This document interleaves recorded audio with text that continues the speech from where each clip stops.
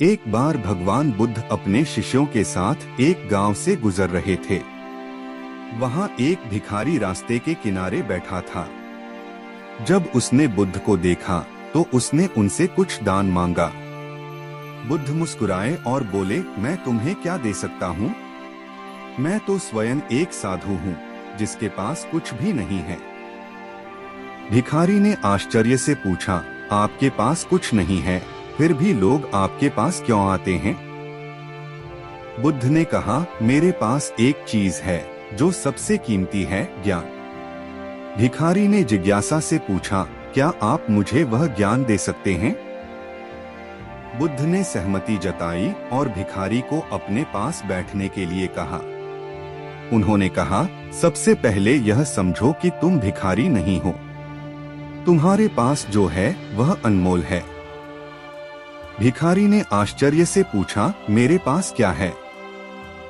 मेरे पास तो कुछ भी नहीं है। बुद्ध ने मुस्कुराते हुए उत्तर दिया, तुम्हारे पास शरीर है जो मेहनत कर सकता है। तुम्हारे पास मस्तिष्क है जो सोच सकता है। और सबसे महत्वपूर्ण बात, तुम्हारे पास आत्मा है जो ईश्वर का अंश है। फिर तुम भिखारी कैसे हुए?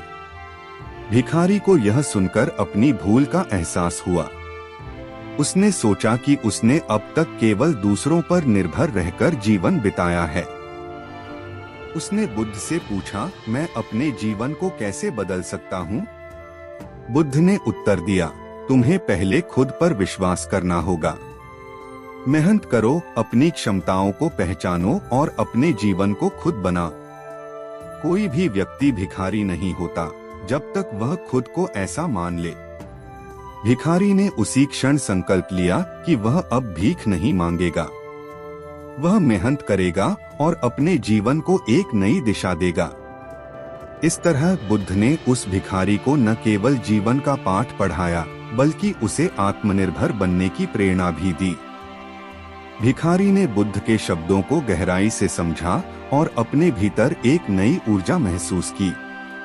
उसने उनसे विनम्रतापूर्वक पूछा, लेकिन मैं कहां से शुरुआत करूं? मेरे पास अभी कोई साधन या ज्ञान नहीं है। बुद्ध ने मुस्कुराते हुए कहा, हर यात्रा की शुरुआत छोटे कदमों से होती है। सबसे पहले अपनी सोच को बदलो। अपने आसपास देखो कि तुम क्या कर सकते हो। कोई भी काम छोटा या बड़ा नहीं होता। मेहनत से किया गया हर काम तुम्हें सफलता की ओर ले जाएगा। भिखारी ने कहा, अगर मैं असफल हो गया तो? बुद्ध ने उत्तर दिया, असफलता जीवन का हिस्सा है। यह तुम्हें सिखाती है कि कौन सा रास्ता सही है। याद रखो, असफलता तुम्हारी हार नहीं है। हार तब होती है जब तुम कोशिश करना छोड़ देते हो।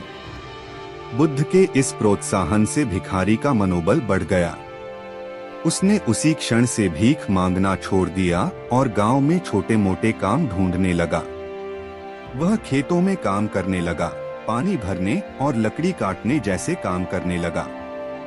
धीरे धीरे वह अपनी मेहनत और ईमानदारी से दूसरों का विश्वास जीतने लगा।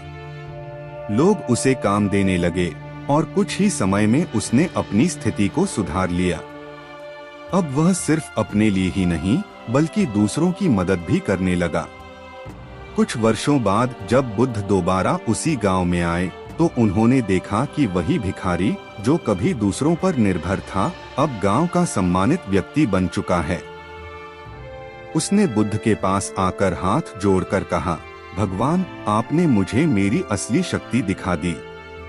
अब मैं जानता हूँ कि सच्चा धन बाहर नहीं, हमारे भीतर है। बुद्ध ने मुस्कुराते हुए कहा, सही कहा। जब इंसान खुद पर विश्वास करता है और मेहनत करता है, तो वह किसी भी स्थिति से ऊपर उठ सकता है। इस तरह भिखारी की कहानी यह सिखाती है कि आत्मनिर्भरता और सकारात्मक सोच से जीवन में किसी भी चुनौती को पार किया जा सकता है।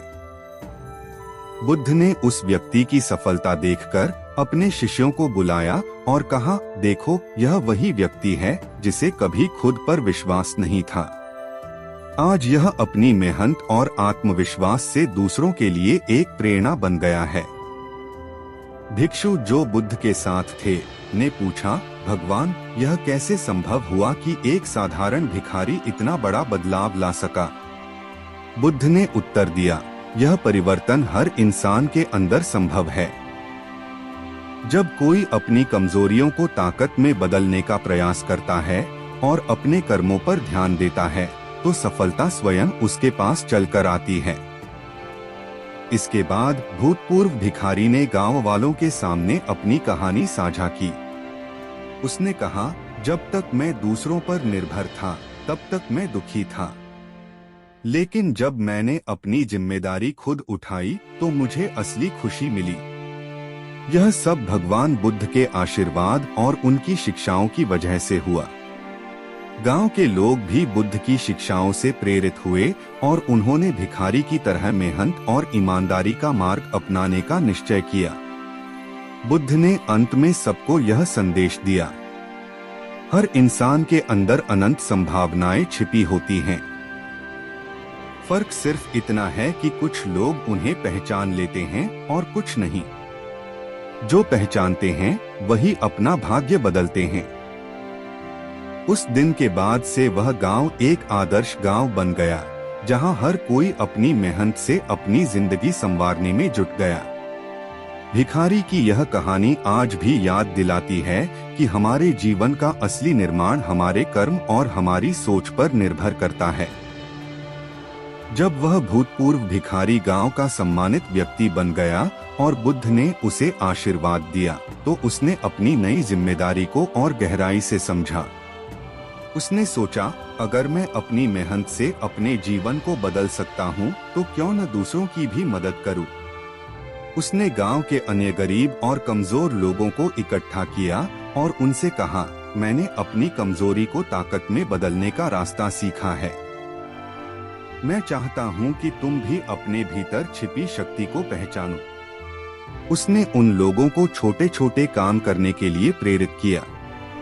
किसी को खेती सिखाई, किसी को लकड़ी काटने का काम और कुछ को व्यापार की छोटी छोटी बातें समझाई। धीरे धीरे गांव के हर व्यक्ति ने मेहनत करना शुरू कर दिया। गांव में गरीबी घटने लगी और समृद्धि आने लगी।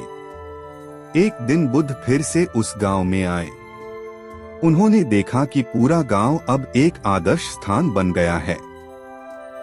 हर व्यक्ति आत्मनिर्भर था और लोग मिलजुल कर काम कर रहे थे। गांव वालों ने बुद्ध का स्वागत किया और कहा, भगवान, आपकी शिक्षाओं ने हमें अंधकार से प्रकाश की ओर ले जाया। आपने हमें आत्मनिर्भरता और मेहनत का महत्व सिखाया। बुद्ध ने मुस्कुराते हुए कहा, सत्य यह है कि मैंने कुछ नहीं किया, परिवर्तन तुम्हारे भीतर से आया है।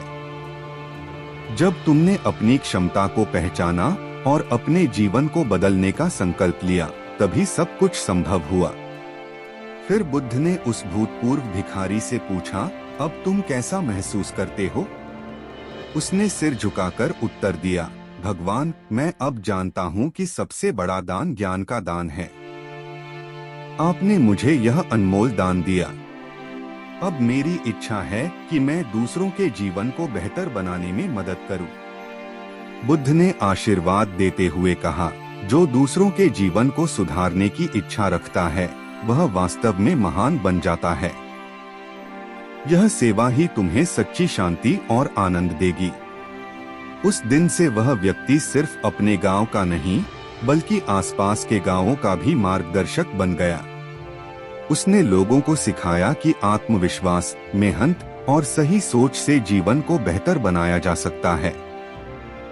इस प्रकार उसकी कहानी एक ऐसा प्रेरणा स्रोत बन गई, जो आज भी यह सिखाती है कि जीवन में कुछ भी असंभव नहीं, यदि इंसान अपनी क्षमताओं पर भरोसा करे और मेहनत से आगे बढ़े। उस व्यक्ति की प्रेरणा और बुद्ध की शिक्षाएं धीरे धीरे दूर दूर के गांवों तक फैलने लगी। लोग उसकी कहानी सुनकर वहां आते और उससे जीवन के नए रास्ते सीखते। उसने न केवल अपने अनुभवों को साझा किया, बल्कि एक आश्रम की स्थापना भी की, जहां लोग आकर अपने कौशल को विकसित कर सकते थे। आश्रम में खेती, हस्तशिल्प, व्यापार और आत्मनिर्भरता के विभिन्न तरीकों की शिक्षा दी जाती थी। बुद्ध का अंतिम उपदेश उस गांव में।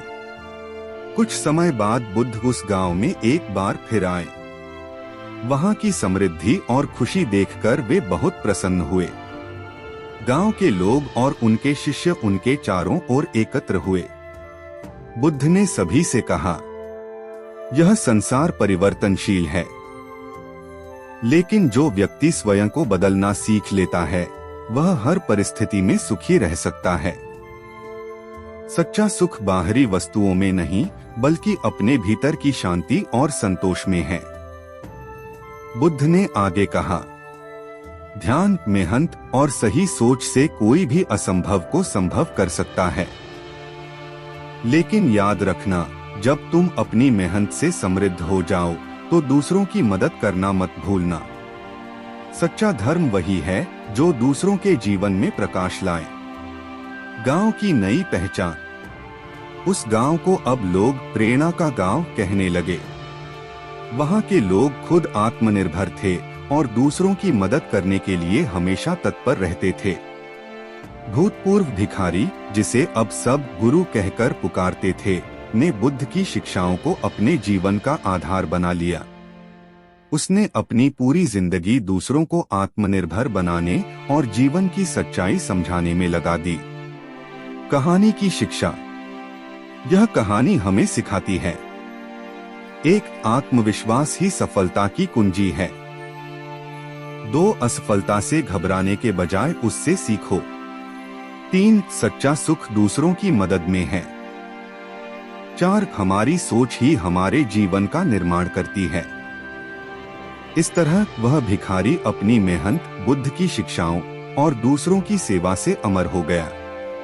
उसकी कहानी आज भी यह सिखाती है कि हर इंसान के भीतर अपने भाग्य को बदलने की ताकत होती है।